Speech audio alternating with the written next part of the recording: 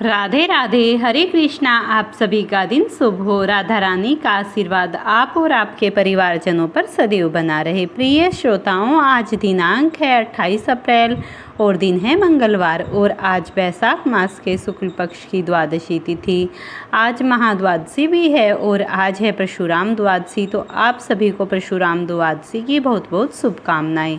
आज द्वादशी तिथि शाम 6:52 पर समाप्त होगी। इसके बाद में त्रयोदशी तिथि प्रारंभ होगी और आज ब्रह्ममुहूर्त सुबह 4:22 से 5:10 तक रहेगा। सूर्योदय होगा सुबह के 5:59 पर। सूर्यास्त होगा शाम को 6:49 पर। राहु काल दोपहर 3 बजे से 4:30 तक रहेगा। मंगलवार का दिन है और हिंदू धर्म में मंगलवार का दिन बजरंगबली को समर्पित होता है। तो आज हम श्री बजरंगबली का ध्यान करते हुए वृंदावन के एक अद्भुत और अनोखे भक्त की कथा का श्रवण करते हैं। ब्राह्मण को भिक्षा मांगते देखा तो राजा ने महामंत्री से पूछा, यह क्या है? महामंत्री ने तुरंत कहा, महाराज भला हुआ। राजा ने कहा, तो इस ब्राह्मण को रास्ते पर लाओ। महामंत्री कहाँ आ जाएगा महाराज, लेकिन समय लगेगा। कृपया 3 माह की अवधि दे दीजिए। तब राजा ने स्वीकृति दे दी। स्वीकृति को मिलने के बाद महामंत्री उसी ब्राह्मण के घर गया और ब्राह्मण से विद्वान होकर भी भिक्षा मांगने का कारण पूछा। ब्राह्मण देव ने बताने पर महामंत्री ने कहा, हे ब्राह्मण देवता, कल से प्रातः आप 4 बजे जाग जाइए और हर दिन 2 घंटे हरे कृष्णा हरे कृष्णा हरे कृष्णा हरे राम राम राम हरे हरे का जप कीजिएगा।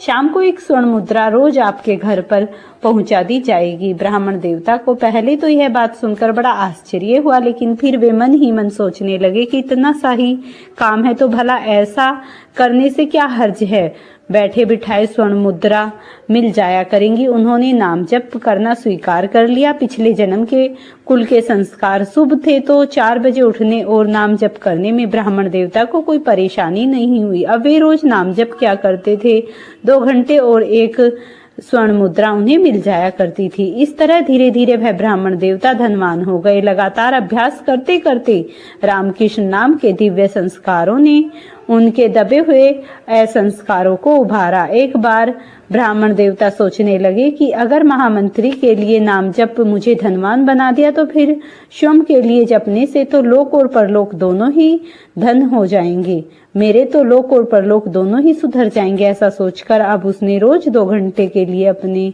लिए नाम जप करना प्रारंभ कर दिया। भगवान की ऐसी कृपा हुई कि ब्राह्मण की कामनाएं समाप्त हो गई और हर दिन ब्राह्मण ने खुद महामंत्री से कहा कि अब कृपया कर सोने की मुद्रा मत भेजा करे, मैं केवल अपने लिए ही नाम जप करूंगा। भगवान के नाम का स्मरण जप और उपासना ने मेरे अंदर विवेक और वैराग्य को जागृत कर दिया, इसीलिए मुझे अब भगवान की भक्ति की लगन लग गई है।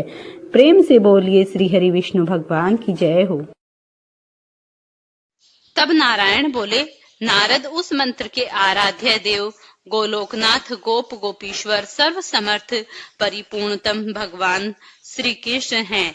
शंकर जी ने रतन पर्वत के निकट स्वयंप्रभा नदी के तट पर परिजात वन के मध्य स्थित आश्रम में लोकों के देवता माधव के समक्ष परशुराम को त्रिलोक्य विजय नामक परम अद्भुत कवच विभूति योग से संभूत महान पुण्यमय स्वतः नाम वाला स्त्रोत और संपूर्ण कामनाओं का फल प्रदान करने वाला मंत्र कल्पतरु नामक मंत्र प्रदान किया था। महादेव जी ने कहा, भृंगुवंशी भागवत वत्स, तुम प्रेम के कारण मुझे पुत्र से भी अधिक प्रिय हो, अतः बताओ कवच ग्रहण करो। हे राम, जो ब्रह्मांड में परम अद्भुत तथा विजयप्रद है, श्री कृष्ण के उस त्रिलोक्य विजय नामक कवच का मैं वर्णन करना चाहता हूँ।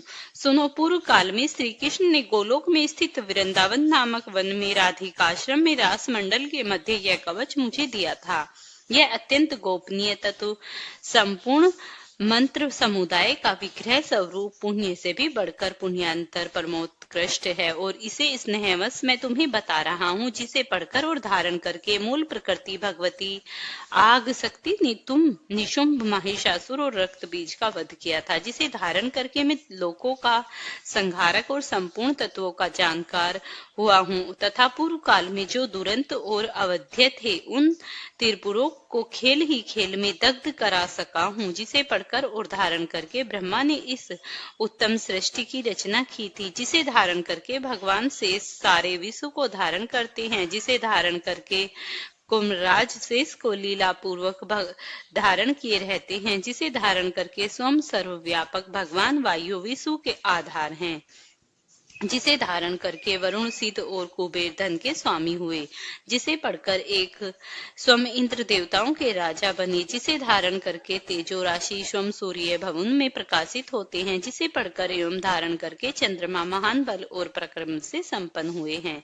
जिसे पढ़कर एवं धारण करके महर्षि अगस्त्य सातों समुद्रों को पी गए और उन्हीं की वार्तापी नामक दैत्य को पचा गई, जिसे पढ़कर एवं धारण करके पृथ्वी देवी सबको धारण करने में समर्थ हुई, जिसे पढ़कर एवं धारण करके गंगा स्वयं पवित्र होकर त्रिभुवनों का सेवन करने वाली बनी, जिसे धारण करके धर्मात्माओं में श्रेष्ठ धर्म लोकों के साक्षी बने, जिसे धारण करके सरस्वती देवी संपूर्ण विद्याओं की अधिष्ठात्री हुई, जिसे धारण करके परात्मक लक्ष्मी लोगों के घर अन्न प्रदान करने वाली हुई, जिसे धारण करके सावित्री ने वेदों को जन्म दिया, भृंग अनंत जिसे पढ़कर धारण करके वे धर्म के वक्ता हुए, जिसे पढ़कर और धारण करके अग्नि सुद एवं तेजस्वी हुई, और जिसे धारण करके भगवान सनत कुमार को ज्ञानियों में सर्वश्रेष्ठ स्थान मिला। जो महात्मा साधु एवं श्री कृष्ण हो उसी को केवल यह कवच देना चाहिए, क्योंकि सठ तथा दूसरों के शिष्यों को देने से दाता मृत्यु को प्राप्त हो जाता है। इस त्रिलोक्य विजय कवच के प्रजापति ऋषि हैं।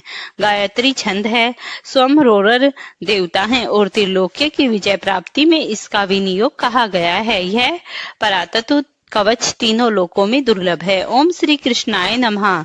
सदा मेरे सर की रक्षा करे। कृष्णाय स्वाहा। यह पंचाक्षर सदा कपाल को सुरक्षित रखे। कृष्ण नेत्राओं के कृष्णाय स्वाहा। पुतलियों की रक्षा करे। हरे नमः। सदा मेरी भ्रुकुटियों को बचाए। ओम गोविंदाय स्वाहा। मेरी नासिकाओं की सदा रक्षा करे।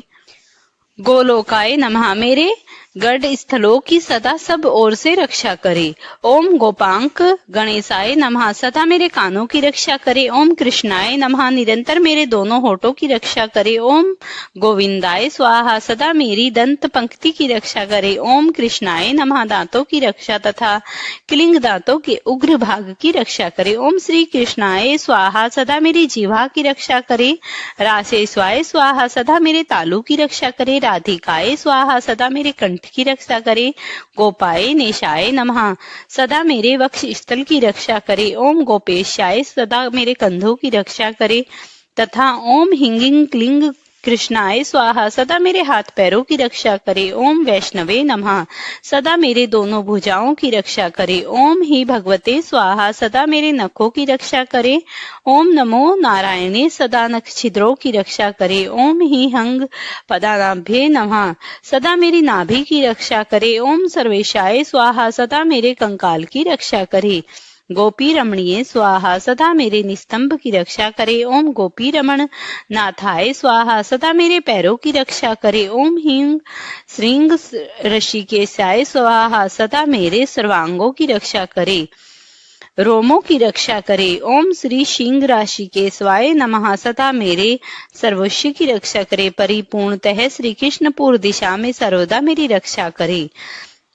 श्री हरि पश्चिम दिशा में रक्षा करे। गोविंदाय व्याय कोण नित्य निरंतर मेरी रक्षा करे। वृंदावनी के प्राणनाथ उग्र भाग में मेरी रक्षा करे। सदा मुझे सुरक्षित रखे। माधव सोते समय तथा जागृत काल में सदा मेरे पालन करे तथा जो सबके अंतरात्मा निर्लेप और तथा सर्वव्यापक हैं। हे भगवान, आप मेरी रक्षा करे। वत्स, इस प्रकार मैंने त्रिलोक्य विजय नामक कवच, जो परम अनोखा तथा समस्त मंत्रों समुदाय का मूर्तिमान स्वरूप है, तुम्हें बतला दिया। मैंने इसे श्री कृष्ण के मुख से श्रवण किया था। इसे जिसे किसी को नहीं बतलाना चाहिए था, जो विधि पूर्वक गुरु का वचन करके इस कवच को गले में धारण करके दाहिनी भुजा पर धारण करता है, वह श्री विष्णु तुल्य हो जाता है। इसमें संशय नहीं है। वह लक्ष्मी और सरस्वती भी वहां पर निवास करती हैं।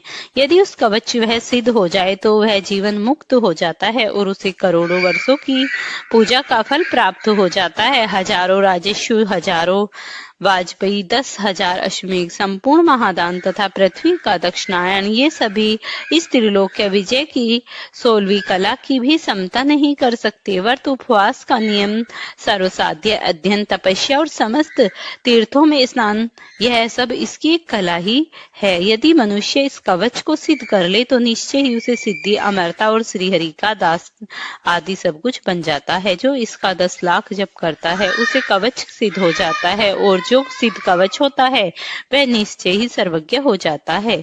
परंतु जो इस कवच को जाने बिना ही श्री कृष्ण का भक्त भजन करता है, उसकी बुद्धि अत्यंत मंद है। उसे करोड़ों कल्पों तक जप करने पर भी सिद्ध मंत्र सिद्धिदायक नहीं होता। बस इस कवच को धारण करके तुम आनंद पूर्वक निशंक होकर अनायासी 21 बार पृथ्वी पर क्षत्रियों को शून्य कर डालो। पुण्य प्राण संकट के समय राज्य दिया जा सकता है, सर कटाया जा सकता है और प्राणों का परित्याग भी किया जा सकता है, परंतु ऐसे कवच का दान कभी नहीं किया जाता।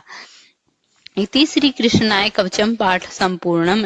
एवं प्रसंग के अनुसार जब एक बार राजा अम्बरीश दीर्घ काल तक तप करने के बाद गंगा तीर्थ की ओर जा रहे थे, तभी मार्ग में उन्हें देवऋषि नारद जी के दर्शन हुए। विनय पूर्वक राजा ने देवऋषि से प्रश्न किया, देवऋषि, ईश्वर ने प्रत्येक वस्तु में किसी श्रेष्ठ कोटि की रचना की है, लेकिन मासों में कौन सा मास सर्वश्रेष्ठ है? इस पर नारद जी ने कहा, जब समय विभाजन हो रहा था उस समय ब्रह्मा जी ने वैशाख मास को अत्यंत पवित्र सिद्ध किया। वैशाख मास सब प्राणियों की मनोकामनाओं को सिद्ध करता है। इस मास में भगवान विष्णु की कृपा प्राप्त करने के लिए सूर्योदय से पहले स्नान करना चाहिए। पुराणों के अनुसार वैशाख महीने में भगवान विष्णु की आज्ञा जन कल्याण हेतु जल में समस्त देवी देवता वास करते हैं। वैशाख मास में स्नान दान का विशेष महत्व है, इसीलिए इस मास में जल का दान करने से व्यक्ति को विशेष लाभ मिलता है और जीवन में आ रही परेशानियां दूर हो जाती हैं। क्योंकि इस मास में गर्मी चरम पर होती है, इसीलिए छायादार वृक्षों की सेवा, छायादार पौधे लगाना, गर्मी से त्रस्त व्यक्ति की सहायता, चप्पल प्याऊ आदि का दान करने से व्यक्ति को देवी देवताओं का आशीर्वाद मिलता है। पूछो हे वेदताओं में श्रेष्ठ भगवान सर्वप्रथम लक्ष्मी जी की किस पूजा किसने की? इन देवी का कैसा स्वरूप है और किस मंत्र से इनकी पूजा होती है? आप मुझे इनका गुणगान सुनाने की कृपा करिए। और तब भगवान नारायण कहते हैं, प्राचीन समय की बात है, सृष्टि आदि में परमात्मा भगवान श्री कृष्ण के वाम भाग से रास मंडल में भगवती श्री राधा प्रकट हुई। उन परम सुंदरी श्री राधा के चारों ओर वट वृक्ष शोभा दे रहे थे। उनकी अवस्था ऐसी थी मानो 12 वर्ष देवी हो। निरंतर रहने वाला तरुण में उनकी शोभा बढ़ा रहा था और उनका दिव्य विग्रह ऐसा प्रकाशमान था मानो श्वेत चंपन का पुष्प हो। उन मनोहरिणी देवी के दर्शन परम सुखी बनाने वाले थे। उनका प्रशंस मुख शरद पूर्णिमा की कोटि कोटि चंद्रमाओं की प्रभा से पूर्ण था। उनके विकसित नेत्रों के समान शरद काल के मध्याह्न कली कमलों की शोभा की भी छिप जाती थी। पार परमात्मा भगवान श्री कृष्ण के साथ विराजमान रहने वाली वे देवी उनकी इच्छा के अनुसार 2 रूप हो गई। वर्ष तेज अवस्था, कांति, यश, वस्त्र, आभूषण, गुण, कृत्य, मुस्कान, अवलोकन, प्रेम तथा अनुन्य, उनके यह सभी दिव्य गुण दोनों ही रूपों में समान थे। बाएं अंश से लक्ष्मी जी का प्रादुर्भाव हुआ और दाहिने अंश से श्री राधा जी ही विद्यमान रही। श्री राधा ने प्रथम परस्पर प्रभु द्विज भगवान श्री कृष्ण को पति रूप में स्वीकार कर लिया। भगवान का विग्रह अत्यंत कमनीय था। महालक्ष्मी जी ने श्री राधा के वर लेने के पश्चात उन्हीं को पति बनने की इच्छा प्रकट की। तब भगवान श्री कृष्ण उन्हें गौरव प्रदान करने विचार से स्वयं को रूपों में प्रकट हो गए। अपने दक्षिण अंश में वे 2 भुजाधारी श्री कृष्ण बने और बाएं अंश में चतुर्भुज श्री विष्णु रूप में परिणत हो गए। उन्होंने महालक्ष्मी जी को भगवान विष्णु की सेवा में समर्पित कर दिया। जो देवी अपनी स्नेह भरी दृष्टि से विश्व को निरंतर निरखती और लज्जित करती रहती है, वही अत्यंत गौरवान्वित होने के कारण महालक्ष्मी के नाम से प्रसिद्ध हुई। इस प्रकार 2 भुजे भगवान श्री कृष्ण श्री राधा के प्राणपति बने और चतुर्भुज भगवान श्री विष्णु लक्ष्मी जी के शुद्ध सत्व स्वरूपा भगवती श्री राधा गोपी और गोपियों से आवंत होकर अत्यंत शोभा पाने लगी। फिर चतुर्भुज भगवान श्री विष्णु भगवती लक्ष्मी सहित वैकुंठ धाम को पधार गई है। भगवान श्री विष्णु और भगवान श्री कृष्ण दोनों परस्पर अंशों में एक समान ही थे। श्री कृष्ण दोनों समस्त अंशों में जैसे ही भगवती महालक्ष्मी योग सिद्धि के कारण नाना रूप में विराजमान हुई, वे परिपूर्णतम परम शुद्ध सतु स्वरूप भगवती लक्ष्मी संपूर्ण सौभाग्यों से संपन्न होकर महालक्ष्मी के नाम से प्रसिद्ध हो वैकुंठ धाम में निवास करने लगी। प्रेम के कारण समस्त नारी समुदाय में वे प्रधान बन गई और इंद्र की संपत्ति के समान समुद्र विग्रह धारण करके देवी स्वर्ग लक्ष्मी के नाम से स्वर्ण में प्रसिद्ध हुई। पाताल में उनका नाम नाग लक्ष्मी और राजाओं के यहाँ राज्य लक्ष्मी, ग्रहों के यहाँ ग्रह लक्ष्मी के नाम से पूजित हुई। और यह सभी रूप इन महालक्ष्मी के एक अंश ही हैं। अपने पूर्ण रूप से तो यह नित्य वैकुंठ धाम से में ही विराजती थी। गृहस्थ के संपूर्ण मंगलों को मंगल प्रदान करने वाली संपत्ति स्वरूपा होकर विचरने लगी। गौओं में सुरभि रूप से और यज्ञों में दक्षिणा रूप से पधरी। क्षीर सागर में यह उनकी कन्या बनी है। कमलनियों के लिए श्री रूपा और चंद्रमा के लिए शोभा रूपा हुई। इन्हीं की कृपा से सूर्य मंडल शोभा पाने लगा। भूषण रत्न फल जल राजा रानी दिव्य नारी गृह संपूर्ण वस्त्र पवित्र स्थान देवताओं की प्रतिमा मंगल कलश माणिक्य मोतियों की सुंदर माला बहुमूल्य हीरे चंदन वृक्षों की सौरम्य शाखा तथा नूतन मेघ, इन सभी वस्तुओं में भगवती श्री लक्ष्मी का ही अंश विद्यमान है। मुनि सबसे पहले भगवान नारायण ने वैकुंठ धाम में इन महालक्ष्मी की पूजा की और फिर दूसरी बार ब्रह्मा जी ने भक्ति पूर्वक इनका अर्चन किया। तृतीय श्रेणी के उपासक भगवान श्री शिव हैं। भगवान विष्णु ने क्षीर सागर में इनकी पूजा की। इनके बाद शंभु मनु मानवेद ऋषिवेश्वर मुनीन्द्र सभ्य गृहस्थ इन लोगों ने जगत में इन महालक्ष्मी की उपासना की। गंधर्व और नागों ने पाताल लोक में इनका पूजन किया। भाद्रपद मास के शुक्ल अष्टमी के सुअवसर पर यह ब्रह्मा जी द्वारा सुपूजित हुई। नारद भाद्रपद मास के शुक्ल पक्ष में पूरे पक्ष तक त्रिलोकी में इनकी भक्ति पूजा होती है। चैत पोष तथा भाद्रपद मास के पवित्र मंगलवार को इनकी पूजा का महोत्सव होने लगा। विष्णु से सुपूजित होने के कारण त्रिलोकी ने इन सब लोगों को बड़ी भक्ति भाव से इनकी उपासना की। वर्ष के अंत में पोष की संक्रांति के अवसर पर मध्याह्न काल में मुनि ने मंगल कलश पर इनकी प्रतिमा का आवाहन करके इनकी पूजा की और इसके बाद वे महादेवी तीनों लोकों के लिए नित्य पूज्य हो गई। इंद्र इनके उपासक बने। राजा मंगल ने मंगला के रूप में इनकी उपासना की। तदंतर राजा केदार नील शुभ सुबल धुरु उत्तानपाद शुक्र बलि कश्यप दक्ष कर्दम विश्वासवान प्रियवंत चंद्रमा कुबेर वायु यम अग्नि और वरुण ने इनका उपासना की। इस प्रकार यह भगवती महालक्ष्मी सर्वस्त्र सब लोगों से सदा सुपूजित हुई। यह संपूर्ण ऐश्वर्यों की अधिष्ठात्री देवी हैं। इन्हें समस्त संपत्तियों की साक्षात श्री विग्रह कहा गया। नारद जी ने पूछा, भगवान श्री महालक्ष्मी भगवान नारायण की प्रिय होकर सदा वैकुंठ में ही विराजती हैं। उन सनातनी देवी को वैकुंठ की अधिष्ठात्री देवी कहा गया। पूर्व काल में भगवान नारायण की बात सत्य करने के लिए इन देवी ने पृथ्वी पर आकर समुद्र की कन्या होने का प्रस्ताव स्वीकार किया और वो समुद्र की कन्या बनी। मुझे स्पष्ट रूप से प्रसंग सुनने से भी यह कृपया करे। तब भगवान नारायण ने कहा, नारद पूर्व समय की बात है। दुर्वासा ने श्राप से भगवती श्री इंद्र के पास चली गई। ऐसी स्थिति में देव समुदाय मृत्यु लोक में भटकने लगा।